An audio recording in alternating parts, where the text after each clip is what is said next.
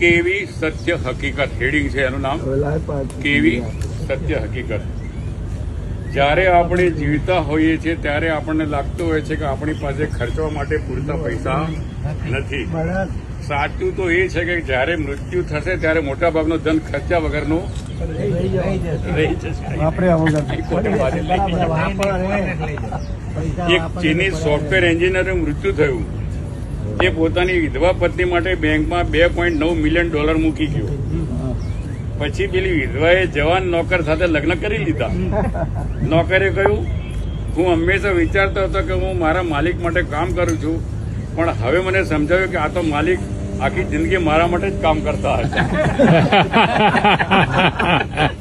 એટલે જરૂરી એ છે કે વધારે ધન ભેગું કરવાને બદલે વધારે જીવવું, સારા અને સ્વસ્થ શરીર માટે પ્રયત્ન કરીએ અને આપણે જે ભેગા થઈએ બરોબર છે.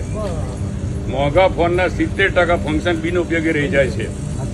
મોંઘી કારની 70% સ્પીડનો ઉપયોગ થતો જ નથી. આલીશાન મકાનનો 70% હિસ્સો હંમેશા આપણે ખાલી જ રહે છે, વાપરી શકતા નથી. પૂરા કબાટમાંથી 70% કપડા તો પડ્યા જ રહે છે, રિટાયર થવા પડ્યા જ રહેતા. પૂરા જીવનની કમાણીનો 70% હિસ્સો બીજા માટે રહી જાય છે. 70% ગુણોનો જીવનમાં ઉપયોગ પણ થતો નથી. પણ જે 30% વાપરી છે તે બી કેવી રીતે વાપરશો? જયારે સ્વસ્થ હોય તો જ વાપરી શકો. એટલે સ્વસ્થ હોય તો પણ નિયમિત ચેકઅપ કરાવો, તરસ ના હોય તો પણ પાણી પીતા રહો, પોતાના અહમનો ત્યાગ કરો, શક્તિશાળી હોવા છતાં પણ સરળ અને સૌમ્ય રહો, ધનિક ના હો તો પણ પરિપૂર્ણ રહો, જીવનનો સાચો મતલબ સમજો. ભાગી જવું બહુ સહેલું છે, પણ જાગી જવું બહુ કઠિન છે. ભાગી જવું બહુ સહેલું છે, પણ જાગી જવું બહુ કઠિન છે. હૃદય કેવું ચાલે છે એ તો ડોક્ટર બતાવી દેશે, પણ હૃદયમાં શું ચાલે છે એ માટે તો સાચા દોસ્તો જ જોઈએ. એમાં ના કામ કરે. બરાબર છે. એક વાર એક ઝૂંપડામાં ફૂલ ઠંડીમાં રાત્રે બે નાના છોકરા છાપા ઓઢીને સૂતા હતા. બિચારા એમની પાસે ઓઢવાનો ધાબળો નહોતો.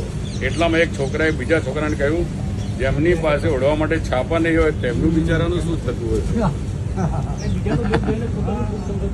જિંદગી કેવી જીવો છો તે નહીં, પણ જિંદગીમાં કેવું વિચારો છો એ મહત્વનું છે.